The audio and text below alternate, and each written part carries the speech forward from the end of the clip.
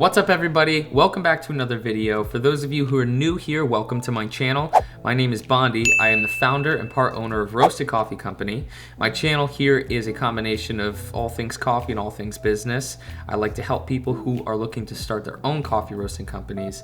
I give tips and tricks on both the coffee side and business side. So welcome. I hope you're looking forward to all the videos that I have to put out.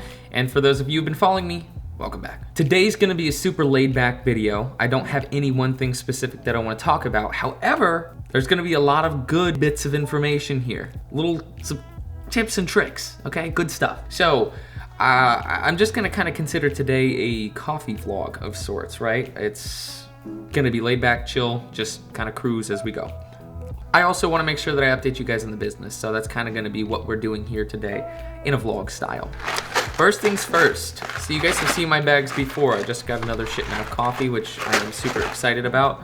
I got far more coffee this time because the other bag was gone in like, I don't know, a few days. It's kind of bad, but whatever. You'll notice, so all the people who have been following me for a while, I say things constantly change when you own your own company.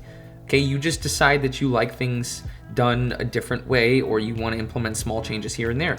A perfect example is these new labels, or I should say stickers, labels, whatever you want to call them. So you'll notice here that the corners are rounded. Now, I can pop up a picture of our bags previously with the square labels. I like the rounded look better. I like these. We had to order new labels, and when I was on the website making them, I just decided, hey, let's just do these round labels, try them out, and see how we feel about them. And I use Sticker Giant. I've told you guys before, I wouldn't tell you to use a company that I don't fully support. I have used Sticker Mule, I have used U Printing, I've used, I think it was called Stickers for You. The audacity, Stickers for You? You don't know me. You don't know what kind of stickers I want. And also, I should have known that they weren't gonna be good quality. Sticker Giant is cheap, quick, and is super, super high quality. So I have no affiliation with them. I'm not sponsored, no ads. I love this company.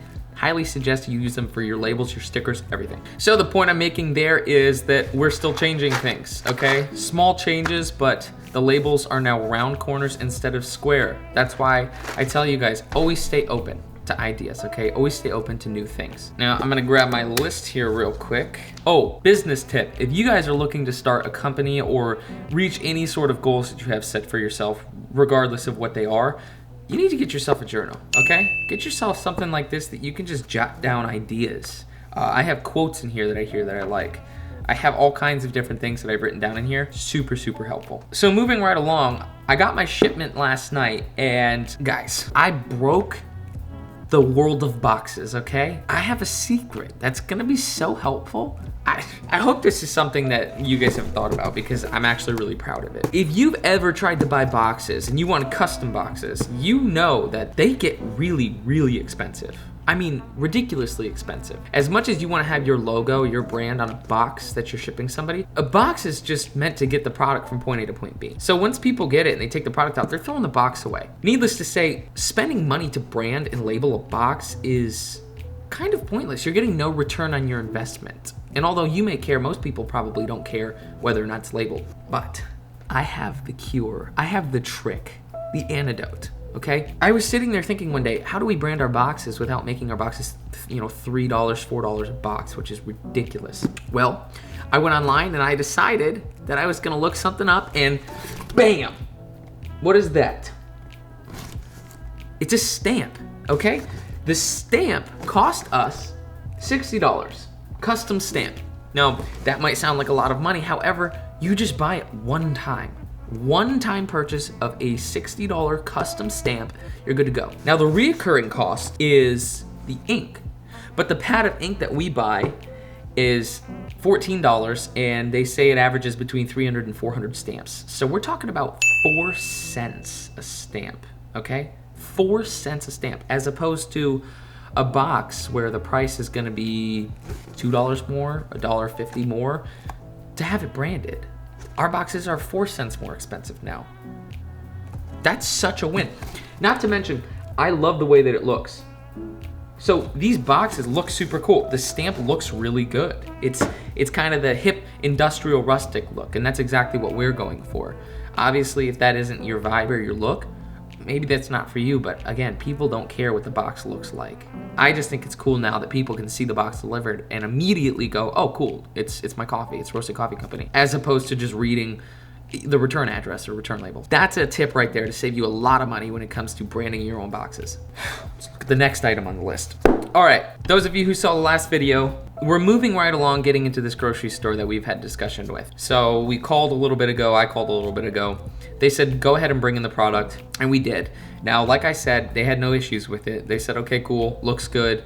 Let's go ahead and just set everything up on the back end, and then you guys can get the product in here. So we had to get our UPCs. That's usually the most important part, because what a UPC is a universal product code. And that is just a barcode, so that when your product scans at any retailer across the globe, the price and product and the manufacturer, it's all known because of that barcode across the globe. So this allows them to have the coffee in stock, and when people check out, the price comes up automatically. Prior to this time around in a grocery store, I used GS1. Now, GS1 is what I thought was the holy grail of barcodes. I thought this was the way to go. However, again, always learning, I discovered internationalbarcodes.com. Now, the difference between the two isn't huge, but GS1 has an annual fee that you have to pay to keep your barcodes active. International Barcodes doesn't. The annual fee is only $50. So over the year, it's obviously not that much money, but International Barcodes has no annual fee. So right there, you're saving $50 a year. And on top of that, they're a little cheaper. It's an insignificant amount of money cheaper, but again, no annual fee.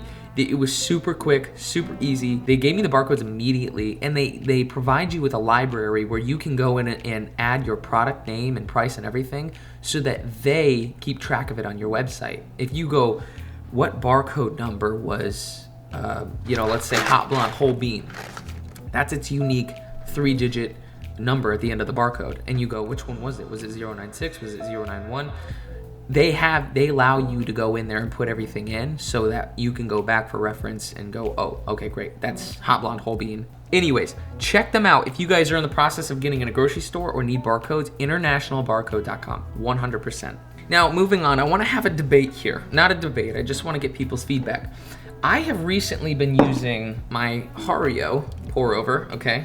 If you guys haven't seen a Hario, looks like this.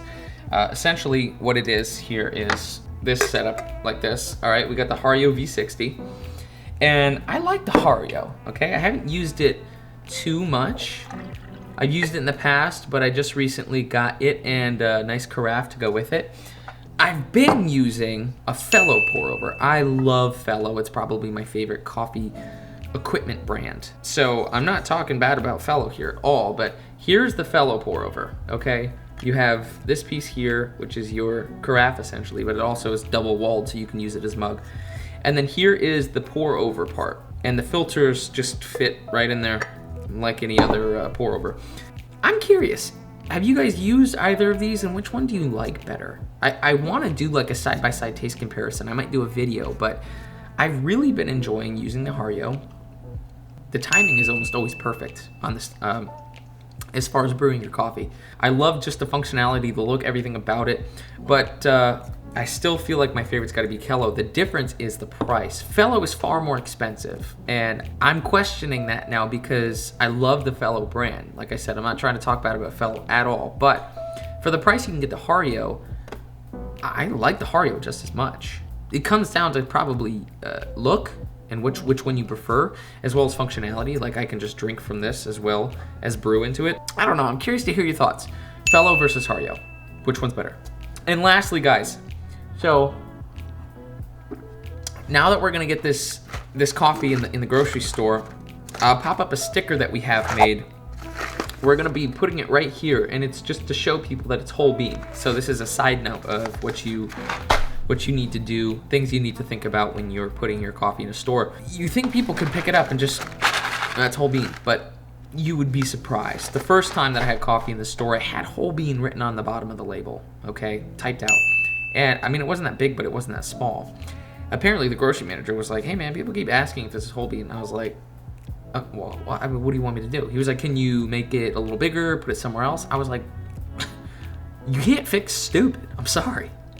That might be a little offensive to some people, but okay. This time around, I was like, forget it. We're getting a sticker that's gonna be probably about the size of my thigh. I think it's 1x2, and we're slapping it right on the top corner so that it says whole bean, and it's the first thing you see, so we don't have any questions. And we're selling the pods as well as whole bean. I think this is gonna be a good mix so that we can cater to both crowds, both the coffee connoisseurs who grind their own beans, as well as the typical everyday coffee drinker, the average American coffee drinker, which usually is use of a Keurig. So we figured that would be a good broad exposure to the shoppers of the McQuaid's grocery stores. But we'll keep you posted on how things move and how the whole process of actually getting our coffee in there, the wholesale purchase from grocery store, how that all pans out, because I'll be curious to see myself as well.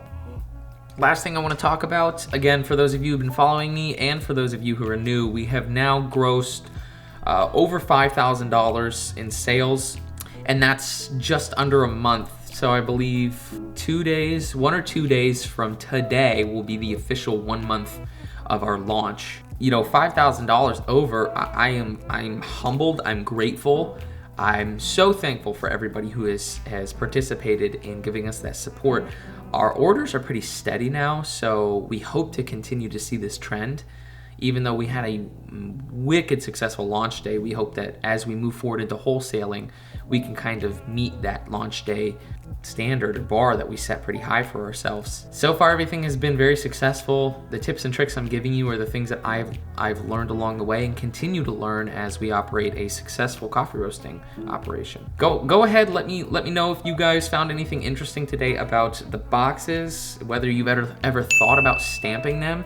How you guys feel about the new round corners on the bags? I want to start getting some participation here, so let me know, and then most importantly, let's get the debate going. Which one? Is it going to be the fellow, or is it going to be the Hario? I'm curious to see. Right now, I'm kind of toss up in between, leaning more towards fellow, but curious to see what you guys have to say. All right, hopefully that was enjoyable. Hopefully that was insightful. You picked up something from it. Again, internationalbarcodes.com, sticker giant, and stamps. Look into stamps, okay? These things will all help you. It's great ways we found to save money. International Barcodes saved us money. Using stamps saved us money. Hopefully they can do the same for you guys. I appreciate every single one of you for the support, and I look forward to making videos for time to come and meeting all of you guys, watching the audience grow and getting your participation and feedback. So here's to another video. Hopefully it was helpful. Hopefully you enjoyed it, and I will see you in the next one.